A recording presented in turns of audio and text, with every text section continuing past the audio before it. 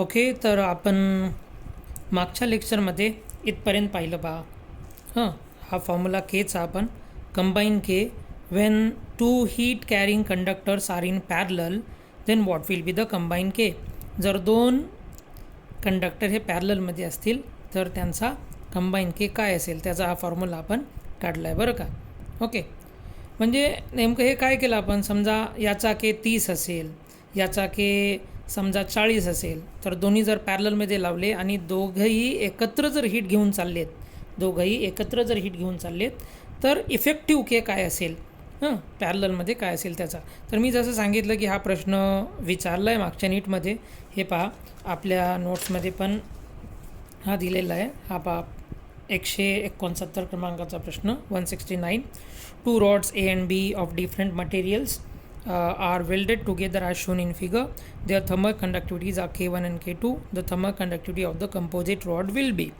ठीक आहे, एवढं दिलं आहे आणि डायग्राम दिली आहे. ठीक आहे, डायग्राममध्ये पहा तुम्ही ए आणि बी हे दोन वेगवेगळे रॉड आहेत, याला असं अटॅच केलं आहे आणि म्हटलं याचं कंबाईन थर्मल कंडक्टिव्हिटी के काढा. सर्वात आधी प्रश्न की हे दोन्ही रॉड पॅरललमध्ये आहेत का सिरीजमध्ये आहेत. ठीक आहे, ते कसं ओळखायचं. तर हे पहा हीट जर अशी येत असेल, अशी इथून अशी जात असेल, तर हीट पहिले या रॉडमध्ये येणार, मग या रॉडमध्ये येणार आणि मग बाहेर निघणार. तर तेव्हा हे दोन्ही आपण सिरीजमध्ये कन्सिडर करू, एकानंतर एक. परंतु तुम्ही पहा इथं त्यानं T1 इथं दिलं आहे, T2 इथे दिलं आहे, T1 इथे दिलं आहे, T2 इथे दिलं आहे. म्हणजे हीट इथून इथं अशी चालली म्हणजे ही हीट अशी चालली ना, तर हे एकदाच या रस्त्यातून आणि एकदाच या दोन्ही रस्त्यातून पॅरललमध्ये समांतर अशी चालली आहे. म्हणजे हे दोन्ही पॅरलल आहेत. कशावरून डिसाईड केलं, हीट कुठं सप्लाय करताय त्यावरून. जर हा T1 इथं असला असता, T2 इथं असला असता, म्हणजे तापमान इथून हीट इथून इथं फ्लो झाली असती, इथं जास्त तापमान इथं कमी तापमान, तर त्यावेळेस आपण म्हटलं असतं सिरीजमध्ये. पण आता सध्या पॅरललमध्ये हे इथून हीट एकत्रच इथून जाणार आणि इथून जाणार. ठीक है, एक ही साथ ऐसे जाएंगे, तो ये पैरेलल में. चलो ठीक है, अभी पैरेलल का के कैसे निकालते हैं. तो हमने अभी फॉर्मूला जो सीखा ना पैरेलल के का, ये K is equal to K1 A1 plus K2 A2 upon A1 plus A2. Length अगर सेम है तो ये लेंथ कट गई ना, लेंथ नहीं है तो फिर हमको यहाँ पे L1 प्लस L2 ऐसे लेना पड़ेगा. यहाँ पर भी L1 प्लस L2 ये इधर आएगा. उतना डिफ़िकल्ट ऐसे नहीं पूछते. ठीक है, अब देखो यहाँ पर क्या होगा कि एरिया जो है ना दोनों का, क्योंकि उसने मेंशन नहीं किया लेकिन डायग्रामेटिकली दिख रहा है दोनों का एरिया सेम है, तो ये A1 भी A हुआ, A2 भी A हुआ, नीचे भी A और A प्लस A है ना, ये 2A और ये एक कॉमन निकल जाएगा, तो सीधे A1 is equal to A2. तो ये आंसर आएगा K1 प्लस K2/2. तो ये K1 plus K2/2 last option इसका है. सही है, ये 2017 का क्वेश्चन है, सिंपल सा जो हमने अभी डिराइव किया उसके ऊपर. अब देखो और एक क्वेश्चन देखते हैं, ये वाला कौन सा, 170 वाला. 2 metal rods 1 and 2 of same length have same temperature difference between their ends.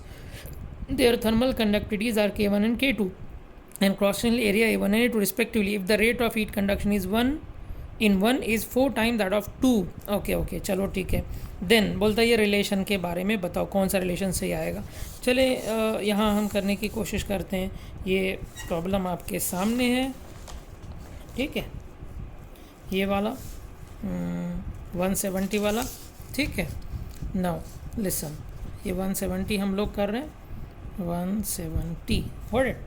Now देखो क्या बोलता है, 2 metal rods 1 and 2 of same length. अच्छा जी, चलो तो L1 is equal to L2, length हो गई भैया सेम. उसके बाद कहता है कि हैव सेम टेम्परेचर डिफरेंस, मतलब दोनों के अक्रॉस का डेल्टा T1 और ये डेल्टा T2 ये भी सेम है. अच्छा, देन कहता है थर्मल कंडक्टिविटी K1 K2. अच्छा, K1 K2. Okay, cross sectional area A1 A2. Okay, then if the rate of heat conduction is in 1 is 4 times that in the second. अच्छा, rate of heat conduction किसे कहते हैं, कितना heat flow है 1 second में, dQ/dt in 1 is equal to 4 times dQ/dt in 2. Okay, ये दिया. Then बोलता है बताओ ये कौन सा रिलेशन सेटिस्फाई होगा, फिर कौन सा रिलेशन बनेगा. चलो ठीक है, नाउ हमको पता है सिंस वी नो दैट कि भाई dQ/dt का फॉर्मूला क्या है, म्हणजे एखाद्या रॉडच्या अक्रॉस तुम्ही जर तापमानाचा डिफरन्स ठेवता तर हीट जी त्याच्यामधून प्रति सेकंदात जाणार आहे त्याचा फॉर्म्युला काय आहे, आताच आपण पाहिला के ए डेल्टा टी बाई एल, ये फॉर्मूला है उसका, ठीक है ना। अभी ये T1 माइनस T2, अभी हमने यहाँ ये सारी चीज़ें प्रूव की, अभी इसमें ये पूरा ये सब कुछ रेजिस्टेंस वगैरह निकाला, पिछले लेक्चर में देखा ना हमने, ठीक है। अच्छा अब देखो ये, तो यहाँ इस रिलेशन में मैं इसको पुट करता हूँ d q by d t one, तो d q by d t one के लिए क्या होगा, ये 1 के लिए क्या होगा, K1 A1 delta T1 divide by L1 is equal to 4 times ये d q by d t two की जगह K2 A2 delta T2 divide by L2। अब भैया देखो क्या क्या सेम है, delta T1 delta T2 same, ये कट जाएगा, ठीक है, और ये L1 L2 कट जाएगा, ओके, कुछ इसको काट दिया, then K1 A1 is equal to 4 times K2 A2, this will be the answer है ऑप्शन में, हाँ ये फर्स्ट ऑप्शन, ओके। तो इस तरीके से ही आया। ऐसे ही प्रॉब्लम्स आपको सिंपल ऐसे देखने मिलेंगे, आप नोट्स में से कर सकते हो और बुक्स में से भी आप कर सकते हो, ओके। तो अभी हम आगे जाने से पहले क्या करते हैं कि इफेक्टिव इन पैरेलल हमने देखा, हम के इफेक्टिव इन सीरीज़ देख लेते हैं, फिर हम आगे बढ़ते हैं, ठीक है।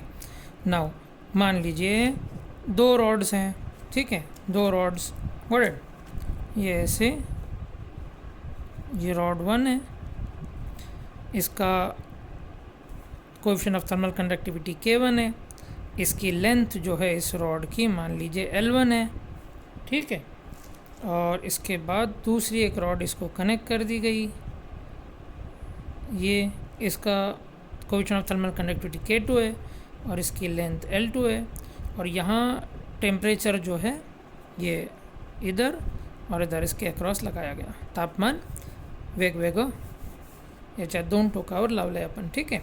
इथं T1 इथं T2, आणि समजा T1 हे T2 पेक्षा जास्त आहे, म्हणजे हीट अशी फ्लो होणार, तर आता समजा याचा के समजा 25, याचा के समजा 32, तर दोघांचा मिळून के किती, आपण यापूर्वीच पाहिलं, एखाद्या रॉडचा के सांगणं म्हणजे काय सांगणं, हे इथं आपण यापूर्वीच्या लेक्चरमध्ये आपण इथं याला डिराईव्ह केलं तर हे पहा, जसं के इज इक्वल टू हे आलं तर के इज इक्वल टू आहे d l d theta by d t A T2 minus T1, हे ॲडजस्ट करून हा जो बेसिक फॉर्म्युला आपण डी क्यूचा घेतला होता, heat flow directly proportional to blah सगळं केलं तर ना आपण मागच्या लेक्चरमध्ये पाहू शकता तुम्ही। तर इथं के म्हणजे काय आलं तर 30 जूल कन्सिडर केलं तर आपण, हे सगळ्या किमती टाकून समजा 30 आलं आहे, तर 30 काय दाखवायले, 30 जूल प्रति मीटर प्रति सेकंद प्रति डिग्री सेल्सिअस, म्हणजे त्या रॉड जर ह्याचा के समजा 30 आहे, तर याचा अर्थ असा, या रॉडच्या अक्रॉस 1 डिग्रीचा डिफरन्स ठेवला, इथं जास्त इथं कमी, तर या रॉडमधून प्रति सेकंदात 1 मीटरमध्ये प्रति सेकंदात 30 जूल हीट जाणार आहे, हा त्याचा के झाला आहे, ठीक आहे। याचं समजा याच्यामध्ये 30 जूल जाणार आहे याच्या 1 मीटरमध्ये, समजा 35 जूल जाणार आहे, तर दोघांना कंबाईन केल्यावर आता दोघांचं मिळून एका मीटरमधून किती जाणार आहे प्रति मीटर, या कॉम्बिनेशनमधून आता किती जाणार आहे ते समजा आपल्याला काढायचं आहे, ठीक आहे। के बदलणार आहे, इफेक्टिव्ह के बदलणार आहे, तर ते आपल्याला काढायचं आहे, ओके।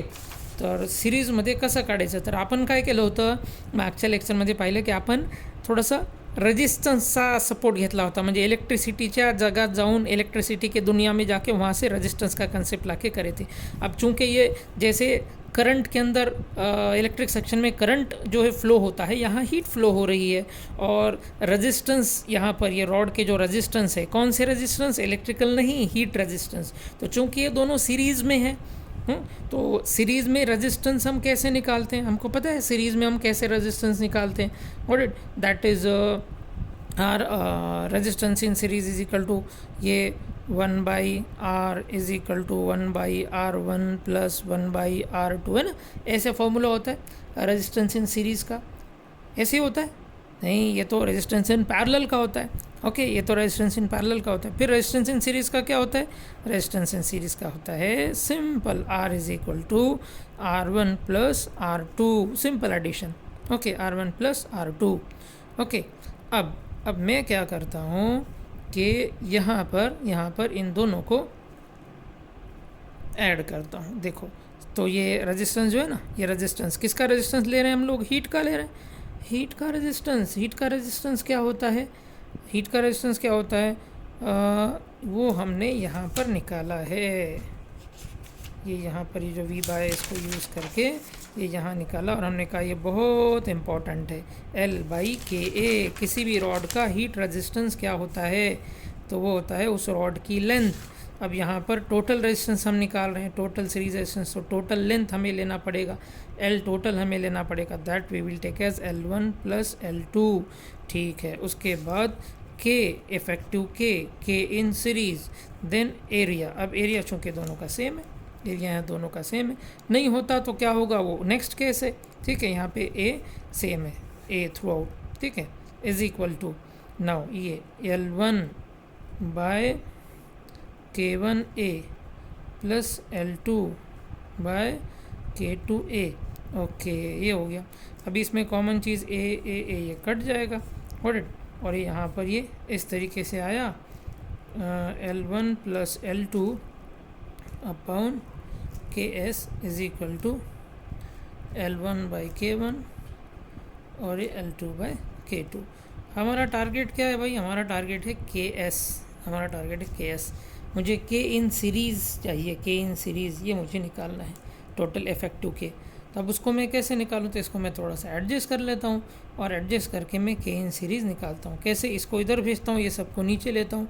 देखो ऐसे कर रहा हूँ मैं, यानी कि L1 plus L2 divided by L1 by K1 plus L2 by K2 is equal to K in series. ये के सीरीज़ का फॉर्मूला तैयार हो गया, combine effective K in series combination, उसका फॉर्मूला तैयार होगा।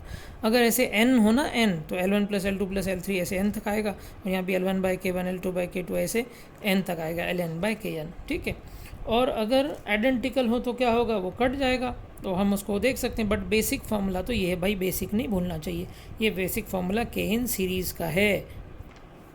ओके, तर मग आपल्या हाती काय आलं आहे पहा, दोन फॉर्मुले झाले, दोन फॉर्मुले बरं का. म्हणजे जर दोन रॉड पॅरललमध्ये असतील, ठीक आहे, दोन रॉड पॅरललमध्ये असतील K1 K2 असे, तर यांचा इफेक्टिव के तो कसा काढायचा, तर तो येईल K1 A1 plus K2 A2 upon A1 plus A2 A1 plus A2. आणि सिरीजमध्ये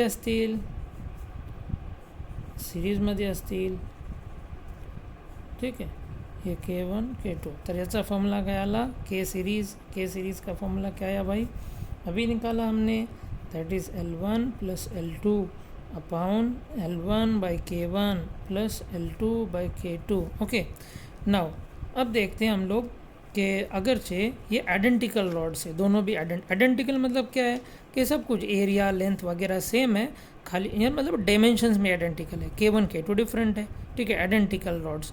तो आइडेंटिकल फॉर आइडेंटिकल रॉड्स, ठीक है, that is L1 is equal to L2 comma A1 is equal to A2. आता काय होईल, इथं काय होईल बा, इथं K is equal to K1 plus K2 upon हे एरिया ए हे, ठीक आहे, तर हे इथं होणार K1 प्लस K2 बाय 2, क्योंकि ए कॉमन निकल जाएगा और इधर ये 2a आएगा, ये ऐसे कटेगा. ओके, तो ये आया K1 plus K2 by 2. Okay, now for n rod अगर पैरेलल में होगा आइडेंटिकल, तो क्या होगा, K is equal to K1 plus K2 plus K3 plus dot dot dot Kn upon, जैसे दो रॉड थे तो 2 आया, तो यहाँ n आएगा. ये हो गया भाई पैरेलल के लिए आइडेंटिकल, ओके, आइडेंटिकल रॉड्स। और अगर हम सीरीज़ के लिए बात करें, सीरीज़ के लिए, तो के इन सीरीज़ वो क्या हो जाएगा, वो क्या हो जाएगा, तो आप देखो यहाँ पे एल एल, ये एल कॉमन निकल जाएगा, इधर भी एल कॉमन निकलेगा, ऊपर 2 आएगा, यानी इन शॉर्ट ऐसे आएगा 2/1/K1 plus 1/K2, L common निकल जाएगा, व्हाट इट, और ये आएगा। और अगर एन रॉड है, एन रॉड, ठीक है, for n rods, n rods K is equal to n/1/K1 1/K2 dot dot dot 1/Kn, इस तरीके से आएगा के इफेक्टिव एन आइडेंटिकल रॉड्स के लिए। तो कभी अगर पूछ ले तो हम इस पे आंसर इसका ऐसे दे सकते हैं। तो ये हो गया भाई के से रिलेटेड। अगर आप कभी जैसे 2013 में के पे पूछ लिया, कभी सीरीज़ का पूछ ले, कभी एन आइडेंटिकल रॉड्स का पूछ ले, या कभी यूँ कह दे कि भाई 5 आइडेंटिकल रॉड्स है, ओके, और उनका के इतना इतना है, तो क्या आएगा, तो हम डायरेक्टली ये फॉर्मूला ऐसा यूज़ करते हैं, anything he can ask, anything he can ask. Okay, तो के बारे में तो हमने देख लिया। अब और किस किस प्रकार के, किस किस टाइप के वो क्वेश्चंस हमसे पूछता है, हम थोड़ा उसके जो वैरायटीज़ है उसको डिस्कस करने की कोशिश करेंगे। तो देखिए, एक तो ये है कि वो मे बी एक ऐसा क्वेश्चन अगर पूछ ले आपको, this is a rod, okay, and here is the temperature T1, here is the temperature T2। मान लीजिए हाई टेम्परेचर, ये लो टेम्परेचर है। अभी मान लो ये टेम्परेचर 20 है, ये टेम्परेचर है 70 डिग्री सेल्सियस, ये 20 डिग्री सेल्सियस। तो अब सीधी सी बात है कि हीट के फ्लो के वजह से टेम्परेचर धीरे धीरे इधर ऐसे ये डिक्रीज, मतलब इधर से इधर जाओगे ना तो बढ़ता जाएगा, इधर 30 रहेगा, मे बी 35, 40, 50 लाइक दिस, ऐसे पूरे रॉड में डिफरेंट टेम्परेचर रहेगा, हीट फ्लो होती रहेगी। ये रख दिया हमने, इधर 70 पे अटैच, इधर 20 पे अटैच, पूरा तो एक साथ एक टेम्परेचर नहीं होगा, डिफरेंट टेम्परेचर्स रहेंगे और हीट फ्लो होती रहेगी, ठीक है। तो अभी हमसे कभी वो पूछता है कि लेट इट बी, ये रॉड का पूरा लेंथ जो है वो L है, तो from T1 at a distance of x, at a distance of x what will be the temperature, ऐसे पूछेगा। Tx is equal to question mark, what is the question, Tx is equal to question mark. यहाँ पर तापमान कितना, यहाँ पर था, ये एक्स कुछ भी हो सकता है, इधर भी हो सकता है, इधर भी हो सकता है, ऐसे पूछ लिया पूरे रॉड में। याद रहे पूरे रॉड में डिफरेंट टेम्परेचर डिक्रीजिंग, ऐसे 70 से 20 ऐसे टेम्परेचर रहेगा, ठीक है। नाउ अब हम वो कैसे निकालें, तो याद रहे जितना इनपुट रहेगा उतना आउटपुट, किसी भी क्रॉस सेक्शन में जितना इनपुट रहेगा उतना आउटपुट। पूरे रॉड में भी जो हीट का फ्लो है और किसी सेक्शन में हीट का फ्लो वो समान रहेगा।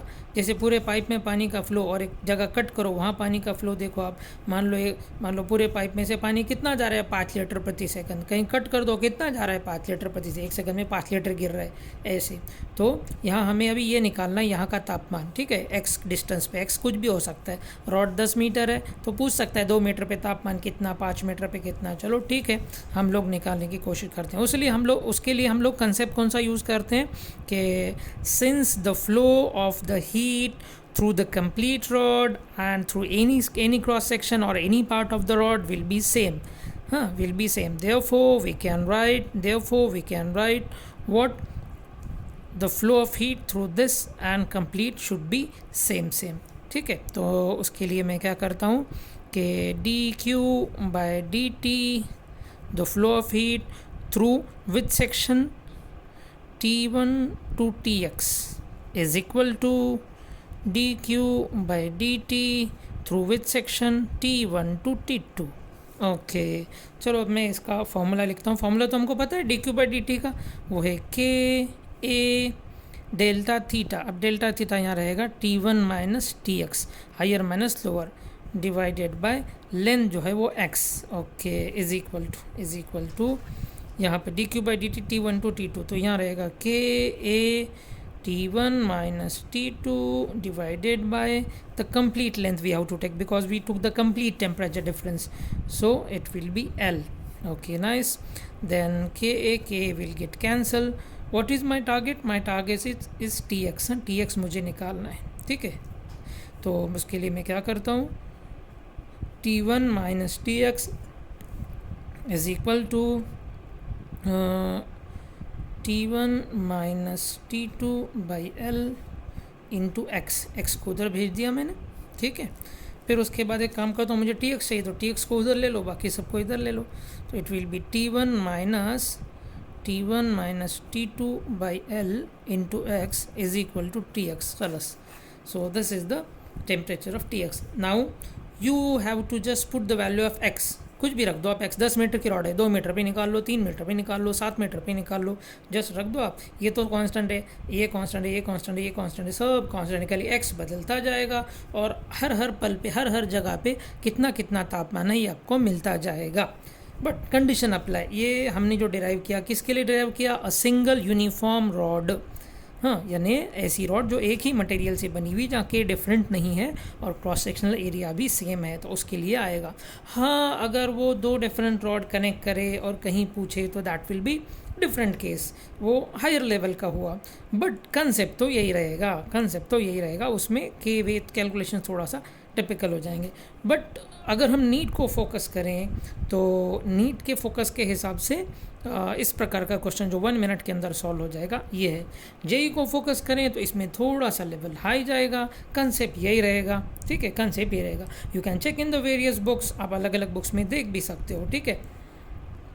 नाउ लिसन द नेक्स्ट, जो हम अभी डिस्कस कर रहे थे कि भाई अगर 2 डिफरेंट रॉड हो तो फिर टेम्परेचर कैसा रहेगा। तो नॉर्मली उस पर जो क्वेश्चन पूछता है वो इंटरफेस का पूछता है कि दोनों जहाँ कनेक्ट हो रहे हैं, जैसे कॉपर स्टील कनेक्ट हो रहा है ना, तो कनेक्शन पे टेम्परेचर क्या रहेगा वो हमसे पूछ रहा है। अभी देखें ये क्वेश्चन हमारे शीट का है।